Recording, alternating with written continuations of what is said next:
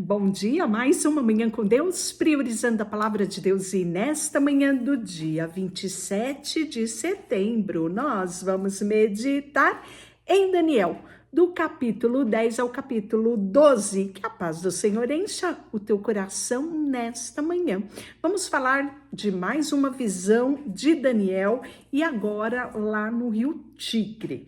No terceiro ano de Ciro, o rei da Pérsia, foi revelada uma palavra a Daniel, cujo nome era Beltesazar. Palavra era verdadeira e envolvia grande conflito.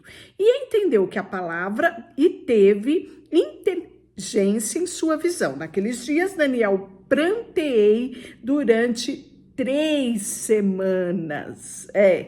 Manjar desejável não comi, nem carne, nem vinho entraram na minha boca, nem me ungi com óleo algum, até que se passaram 3 semanas inteiras.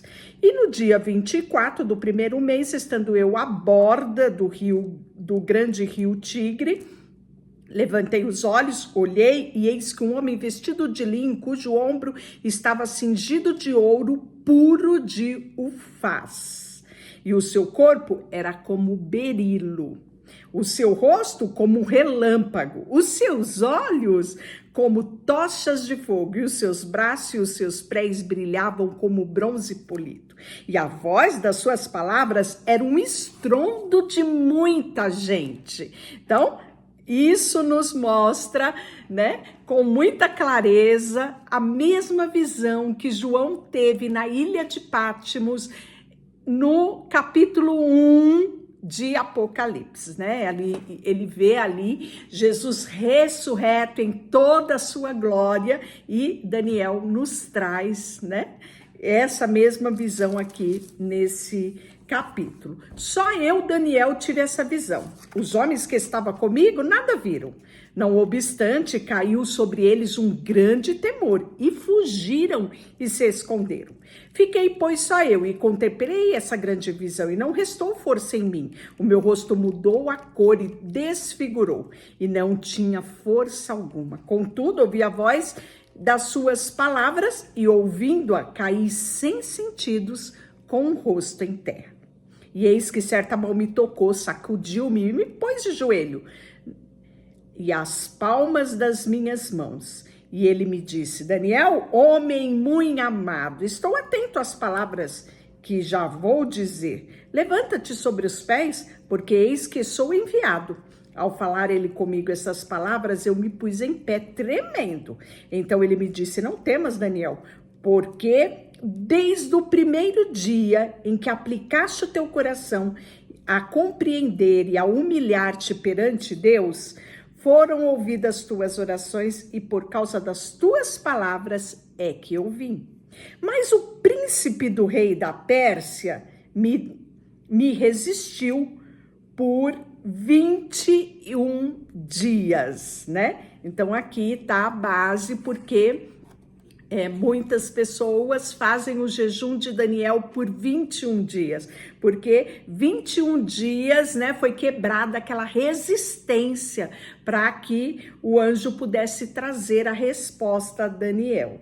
Porém, Miguel, um dos primeiros príncipes, veio para ajudar-me, e obtive vitória sobre o rei da Pérsia. Então, a oposição no reino espiritual impedia de que a resposta da oração de Daniel chegasse, Agora vim para fazer-te entender o que se sucede ao teu povo nos últimos dias, porque a visão se refere a dias ainda distantes.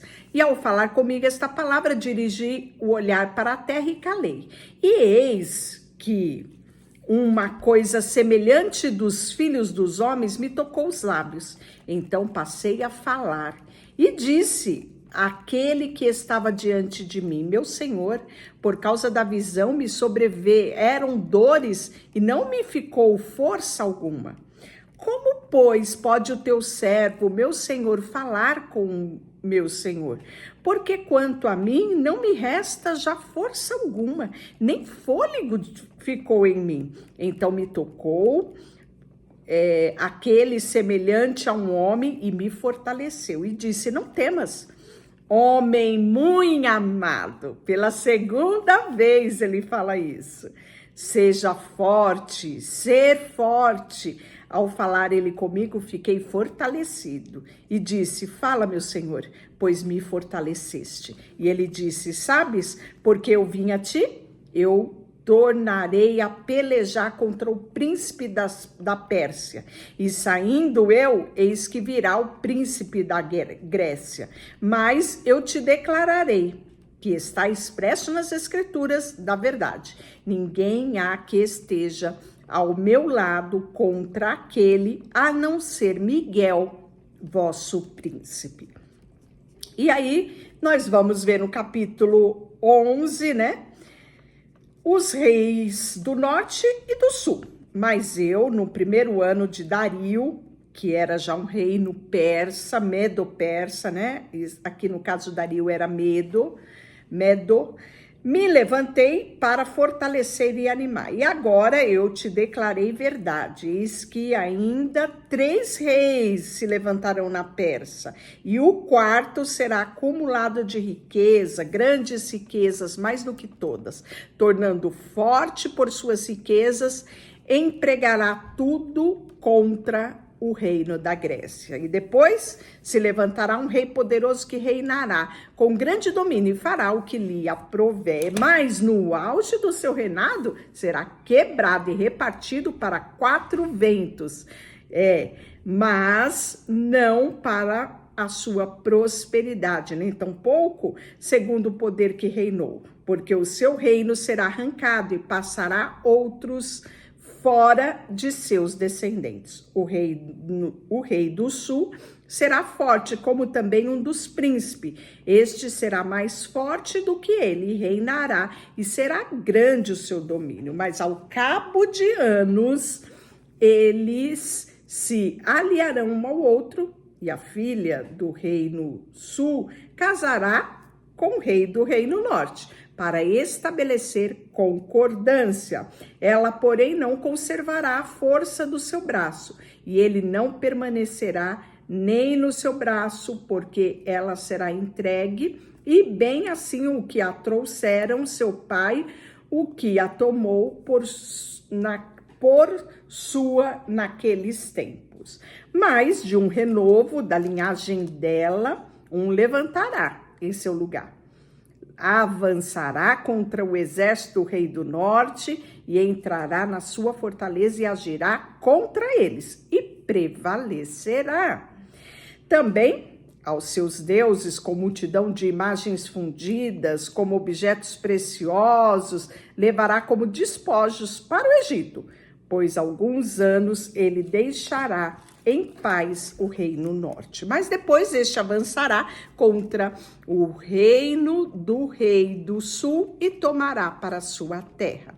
Os seus filhos farão guerra, reunirão numerosas forças e um deles virá apressadamente, arrasará tudo, passará adiante e voltando da guerra, a levará até a fortaleza do reino sul. Então, este se exasperará e sairá a peleja contra ele, contra o rei do norte. Este porá em campo grande multidão, mas a sua multidão será entregue nas suas mãos. A multidão será levada, o coração dele será exaltado, e ele derribará miríades, porém não prevalecerá. Então ele conta aqui, né, esse embate do reino norte e do reino sul nas suas guerras, né? Resolverá vir com força de todo o seu reino e entrará em acordo com eles e lhe dará uma jovem em casamento. Então era essa prática, né, para afirmar acordo de paz, de parcerias, né? Eles faziam casamentos, né? O rei tinha suas filhas e dava em casamento através de pactos, né, comerciais. Salomão fez isso e teve muitas mulheres, né, por conta desses acordos que eram feitos. Então, aqui no livro de Daniel, capítulo 11, ele vai relatando tudo isso. Dele sairão forças que profanarão o santuário, fortaleza nossa, e tirarão o sacrifício diário, estabelecendo a abominação desoladora. Então, nós já vimos falar sobre isso aqui no livro de Daniel, no capítulo 9, 27, no 12, 11. A gente fala também sobre isso. E ele fala que aos violadores da aliança, ele, com lisonjas, perverterá, mas o povo que conhece o seu santo Deus se tornará forte e ativo. Os sábios entre o povo ensinarão muitos, todavia cairão pela espada e pelo fogo, pelo cativeiro, pelo roubo, por algum tempo. Os que, ao caírem eles, serão ajudados com pequeno socorro, mas muitos se ajuntarão a eles com lisonjas. Alguns dos sábios cairão, por serem provados, purificados, embranquecidos até o tempo do fim, porque se dará ainda no tempo determinado. Não terá. E aí ele vai falar: no tempo do fim, o rei do sul lutará com ele, e o rei do norte arremeterá contra ele seus carros, cavaleiros, com muitos navios, e entrará nas suas terras e a inundação, né? E passará. Entrará também na terra gloriosa e muitos sucumbirão, mas do seu poder escaparão estes, Edom, Moabe e os principais dos filhos de Amon. Estenderá a mão também contra as terras, e a terra do Egito não escapará. Apoderar-se-á dos tesouros do ouro, da prata e de todas as coisas preciosas do Egito. Os líbios, os etíopes os seguirão. Mas pelos rumores do Oriente, o do norte será perturbado e sairá com grande furor para destruir e exterminar muitos. Armará suas tendas palacianas entre os mares contra os gloriosos montes santos, mas chegará ao seu fim e não haverá quem o socorra. E o capítulo 12, que é o nosso último capítulo, nós vamos falar, o último capítulo do livro de Daniel, né? Nós vamos falar sobre o tempo do fim, né? Então, novamente repetindo, muitos consideram o livro de Daniel como o Apocalipse do Antigo Testamento.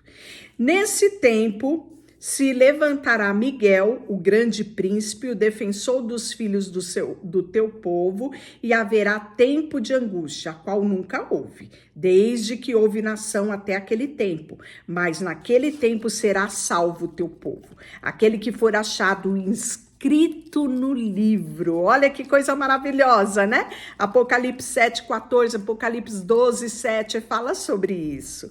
Muitos do que dormem no pó da terra ressuscitarão, uns para a vida eterna e outros para vergonha e horror eterno. Jesus fala sobre isso, né? Em Mateus 25:46. Os que forem sábios, pois, resplandecerão com fulgor no firmamento, e os que muitos conduzirem à justiça, como as estrelas, sempre e eternamente. Tu, porém, Daniel, encerra as palavras, sela este livro. Até o tempo do fim, muitos esquadrinharão, a saber, e o saber se multiplicará. Então eu, Daniel, olhei e eis que estava em pé outros dois, um de um lado do rio e o outro do outro lado. Um deles disse ao homem vestido de linho, que estava sobre as águas do rio: quando se cumprirá essas maravilhas? Ouvi homem vestido de linho, que estava sobre as águas do rio, quando levantou a mão direita e a esquerda ao céu, e jurou por aquele que vive eternamente, que isso seria depois de um tempo, 2 tempos e metade de um tempo. E quando se acabar a destruição do poder do povo santo, estas coisas todas se cumprirão. Eu ouvi, porém não entendi. Então eu disse ao meu Senhor: qual será o fim dessas coisas? E ele respondeu: vai, Daniel, porque essas palavras estão encerradas, seladas até o tempo do fim. Muitos serão purificados, embranquecidos e reprovados, mas os perversos procederão perversamente. Nenhum deles entenderá, mas os sábios entenderão. Depois desse tempo em que o sacrifício diário for tirado e posta a abominação desoladora, haverá ainda 1290 dias. Bem-aventurado que espera e chega até 1335 dias. Tu, porém, segue o teu caminho até o fim, pois descansarás e ao fim dos teus dias te levantará para receber a tua herança. E assim nós finalizamos o livro de Daniel. Então amanhã nós começaremos os profetas menores. Isso mesmo. Deixa eu orar por você. Senhor, nesta manhã colocamos diante de ti o nosso coração, a nossa vida, e como é maravilhoso, Senhor, meditarmos na tua palavra e vermos a sintonia da tua palavra. Quão extraordinário é ver as tuas profecias, os seus cumprimentos, papai, e como é bom saber que podemos nos render a ti, no teu amor, na tua misericórdia, na tua salvação, Senhor. Obrigada, nós te agradecemos em nome de Jesus. Amém. Deus te abençoe. Não esqueça de curtir, compartilhar e se inscrever aqui no canal. Deus te abençoe.